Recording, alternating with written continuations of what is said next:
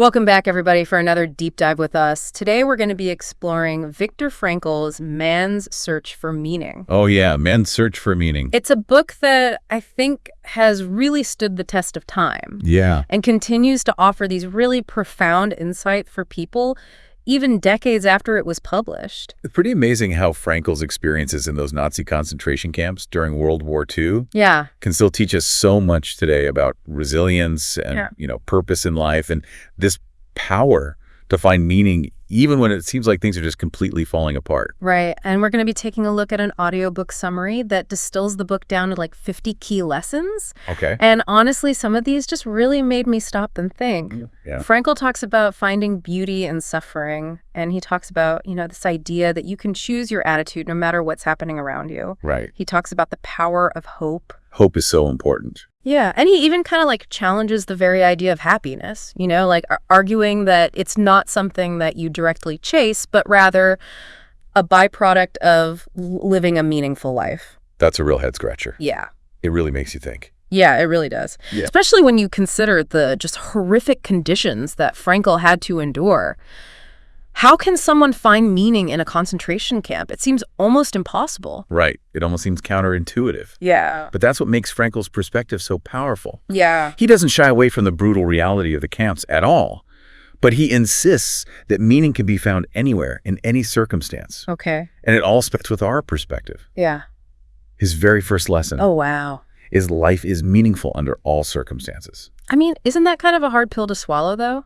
For someone who's lost everything who's facing unimaginable suffering, how can you say that their life still has meaning? Yeah. It's not about minimizing the suffering or pretending that everything is okay. It's more about recognizing that even in the absolute darkest of times, we still have the power to choose how we respond. Okay. Frankl realized that while those prisoners had no control over their physical circumstances, they could still choose their inner stance, their attitude. Right. And that's an incredibly powerful realization for all of us. So it's almost like even something like losing a job, which is nowhere near, obviously, the same level of suffering as what Frankl experienced. Right. But even that could be reframed as an opportunity. Absolutely.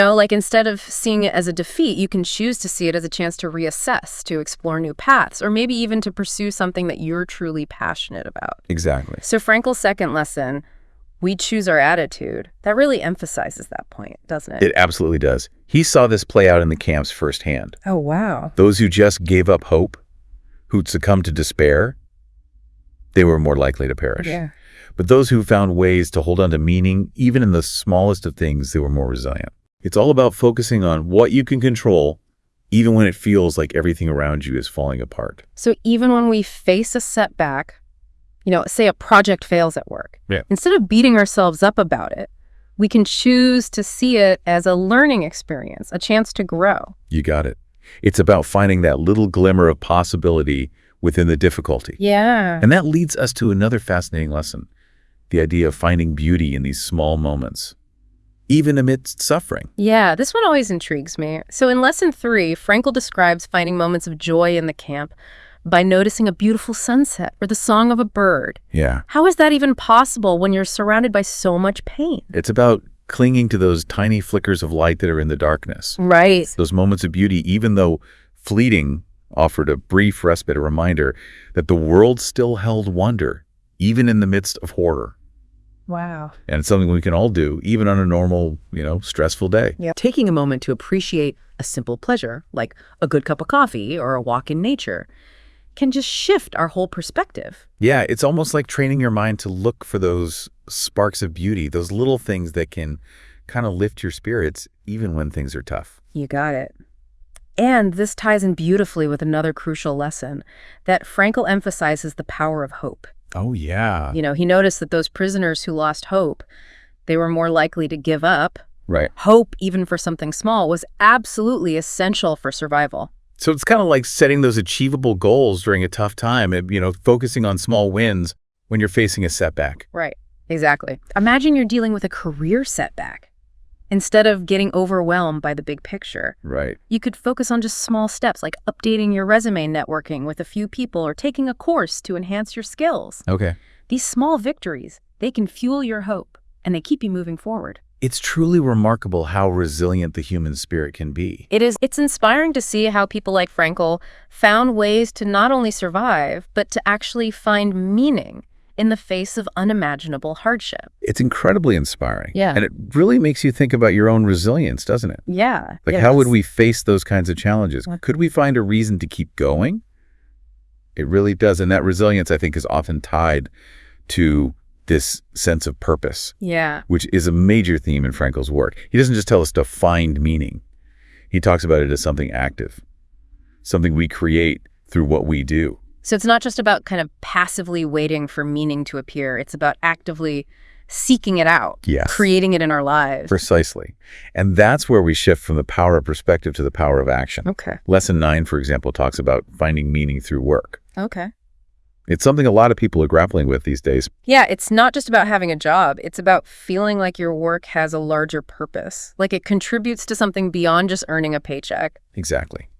There's been a real surge in what some people are calling purpose-driven work, where individuals are seeking careers that align with their values and allow them to make a positive impact on the world.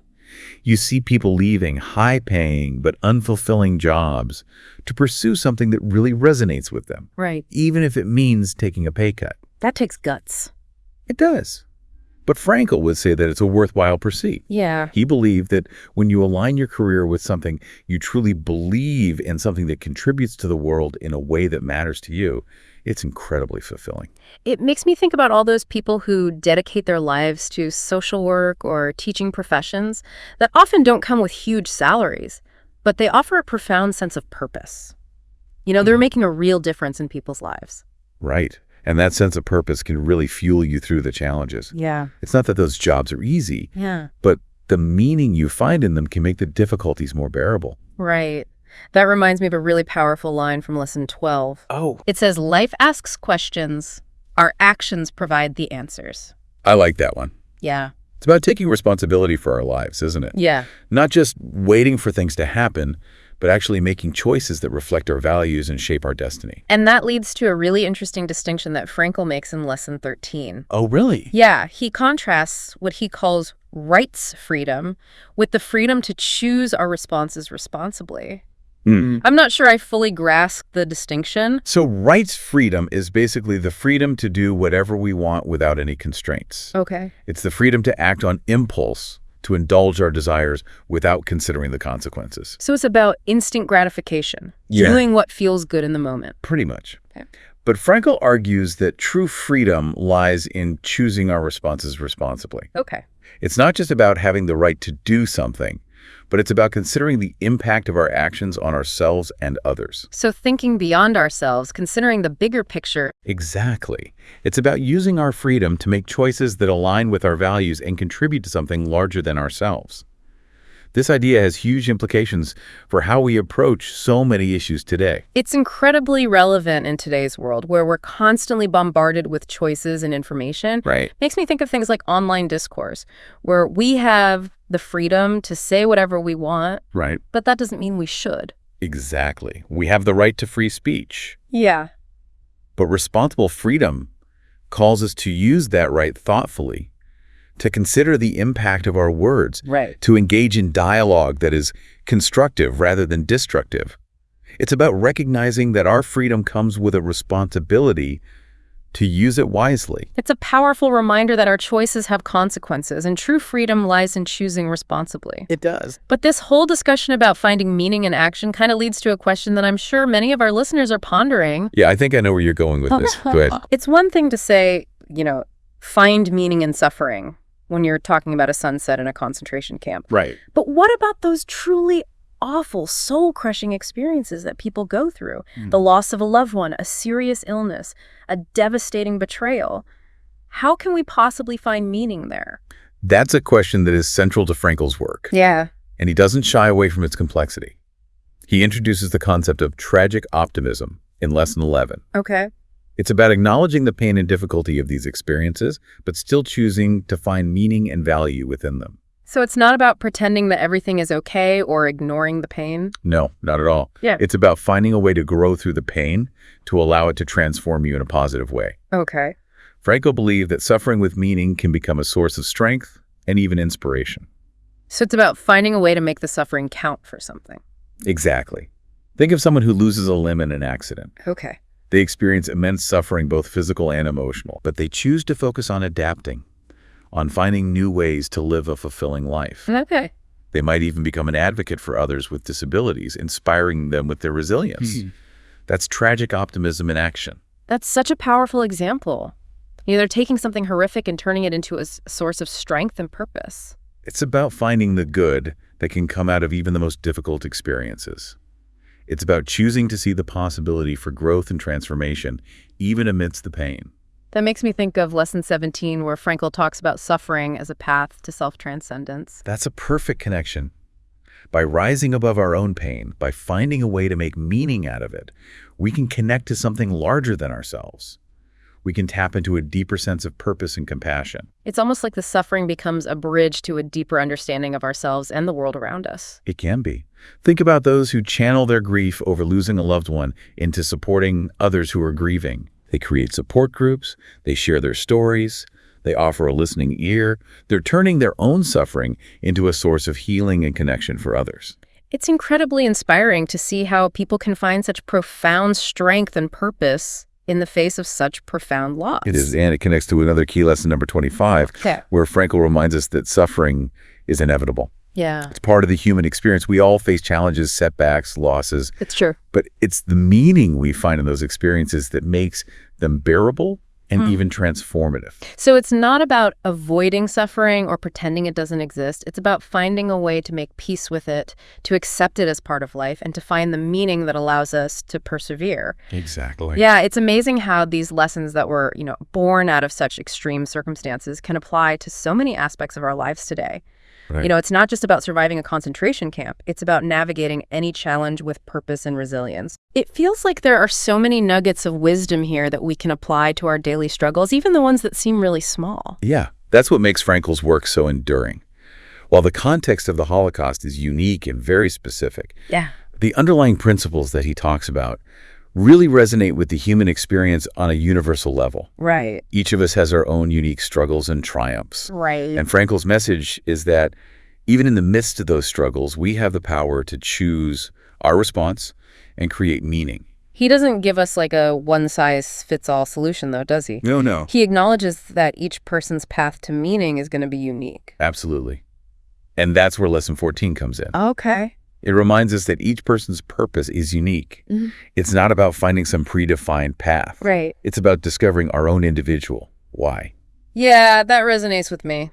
I think a lot of us get caught up in comparing ourselves to others, trying to fit into some mold that society has created. But Frankl's saying, forget the mold. Find what lights you up, what gives your life meaning, and go after that. Exactly. Yeah.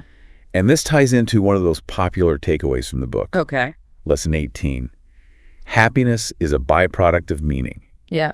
Frankl makes a crucial distinction between chasing fleeting happiness and pursuing lasting fulfillment. It's a trap that's easy to fall into, isn't it? Oh, it is. We think if we just achieve this or get that, then we'll finally be happy. Right. It's like we're constantly chasing after some external reward. Yes. Some magic bullet that will just make us happy once and for all. But it never seems to last. It rarely does.